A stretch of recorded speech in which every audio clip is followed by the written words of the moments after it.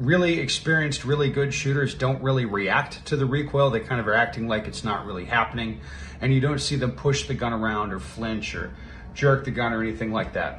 And shooting a lot, you get acclimated to the recoil. There is an element of needing to put a lot of rounds down range, but the way you do it and how you think about it can help speed that process along. About half of the rounds that I fire in a year are just on marksmanship type exercises, but they're done really quickly. So I'm talking about the rapid fire doubles drill. You see Matt over on his channel talking about predictive shooting, doubles drill, talking about that all the time. A big reason to shoot that a lot is to understand how to grip your pistol or grip your rifle, or mount your rifle, I should say. Get a sense for how the gun's behaving when it's under recoil. That's half my round, not half my time, but it's half my rounds in a year for that reason, because I can't get that experience. I can't practice that any other way. I cannot dry fire the recoil control. It's important for me to spend a lot of my ammunition on kind of experiencing the recoil and working through it, making sure I'm gripping my gun properly. And probably the more important part is your mindset when it comes to say, hey, I'm gonna try to stop the gun from rising up in recoil, where I'm gonna be fighting the recoil,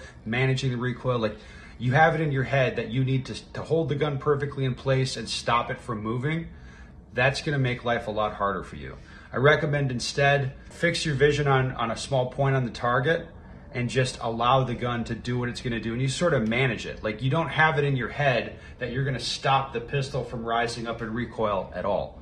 That's not really gonna happen. And I find that sort of mentality or that sort of thinking is totally counterproductive to learning true recoil management, learning to let the gun behave consistently and predictably. You're managing the recoil, you're not trying to fight it. When people start fighting with the recoil or want to stop the recoil from happening, that's where they end up getting into a lot of trouble. Practical shooting training, got drills, live fire drills, some guidance for dry fire, some dry fire drills, lots of different places you can start. It works for people of all different levels.